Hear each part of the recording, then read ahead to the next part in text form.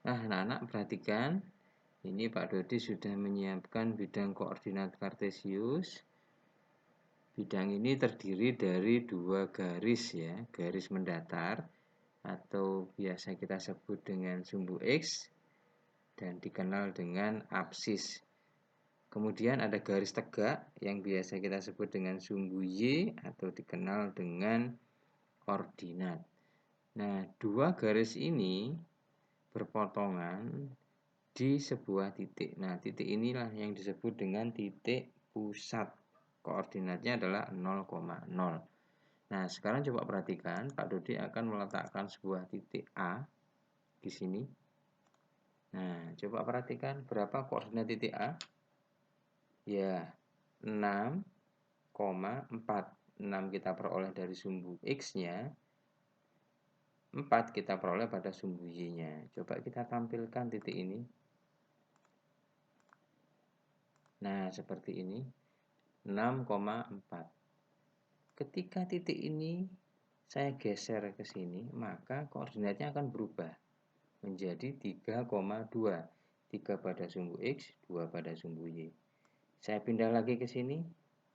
Nah, berubah lagi 9,1. Saya pindah lagi ke sini, berubah lagi 5,2.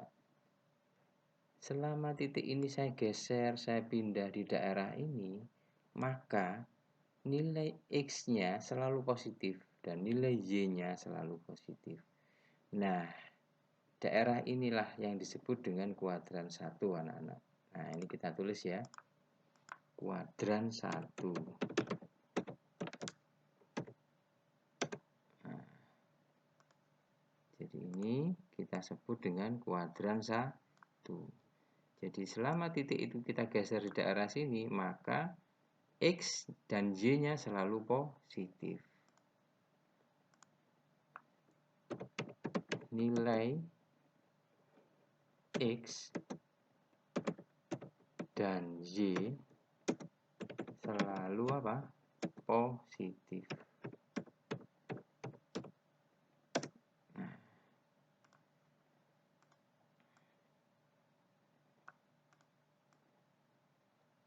ini ya. Nilai X dan Y-nya selalu positif. Sekarang coba Pak Dodi akan buat titik baru lagi dan diletakkan di sini. Nah, gini ya. Titik B, berapa koordinatnya? Ya, negatif 5,4. Kita tampilkan koordinatnya. Negatif 5 ini adalah pada bagian sumbu X-nya dan 4 pada sumbu Y-nya. Ingat ya, kita menyebutkannya selalu kita awali dengan sumbu X dulu atau mendatar dulu baru tegak. Ketika titik B ini kita geser ke sini, nah, apa yang terjadi? Nah, koordinatnya akan berubah menjadi negatif 2,1. Pindah lagi di sini. Berubah lagi negatif 8,2. Selama titik B ini kita geser di sini, di daerah ini, maka nilai X-nya selalu negatif dan nilai Y-nya selalu positif. Nah, titik B inilah yang terletak pada kuadran 2. Kuadran 2. Nah, gini ya. Nah, kita tampilkan. Di sini kuadran 2. Nah, kuadran 2 ini jika bagaimana tadi? Nah, nilai apa?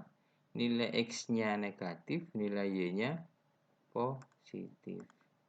Tulis di sini nilai X apa? Negatif ya.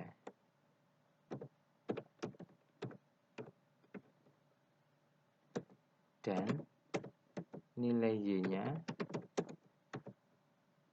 positif.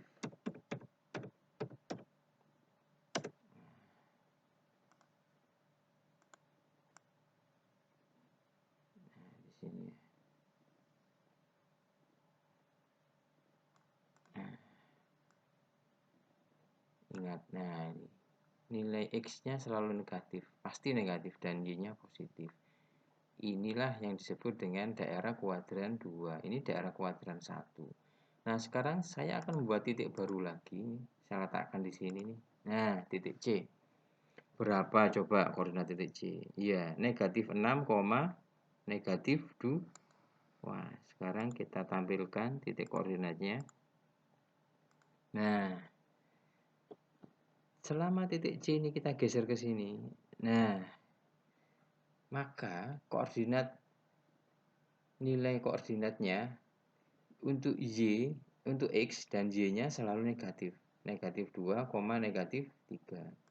Kita geser lagi sini ya, kita pindah. Negatif 8, negatif 2. Dua-duanya bernilai negatif, baik X maupun Y-nya. Sini ya, negatif 6, negatif 3. Negatif 4, negatif 2. Nah, daerah yang terletak di sini ya, di bagian bawah kiri ini, inilah yang disebut dengan kuadran 3, daerah kuadran 3.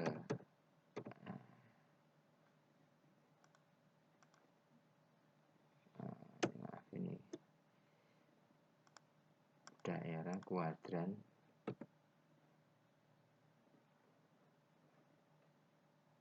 3. Nah, ini kok daerah kuadran 3.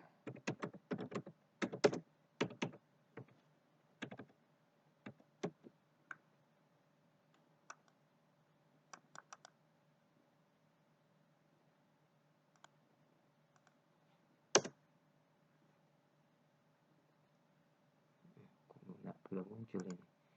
Ya, kuadran 3 ini ya. Nah, kuadran 3 ini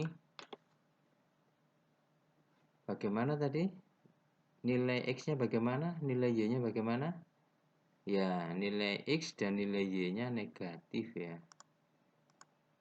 Nah, nilai X dan Y ini apa? Negatif.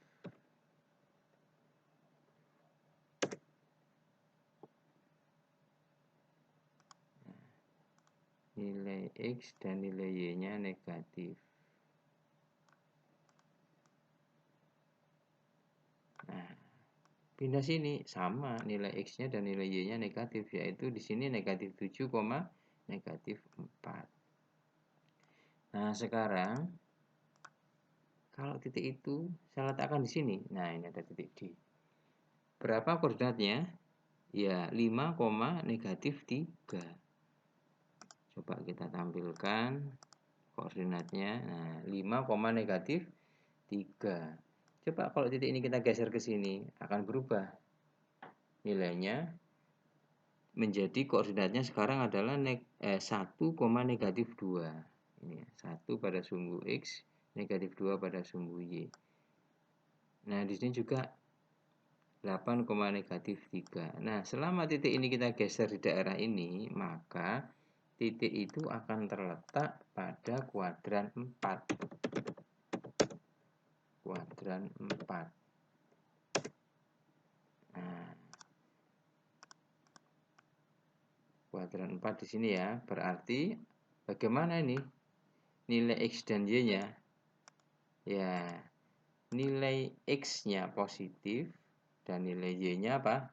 Negatif. Nilai X positif dan nilai Y negatif. Nah, nilai X-nya positif, nilai Y-nya negatif.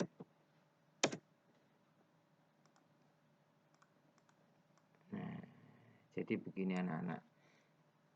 Jadi daerah kuadran 1 terletak di kanan atas. Daerah kuadran 2 di kiri atas. Kuadran 3 kiri bawah. Kuadran 4 kanan bawah.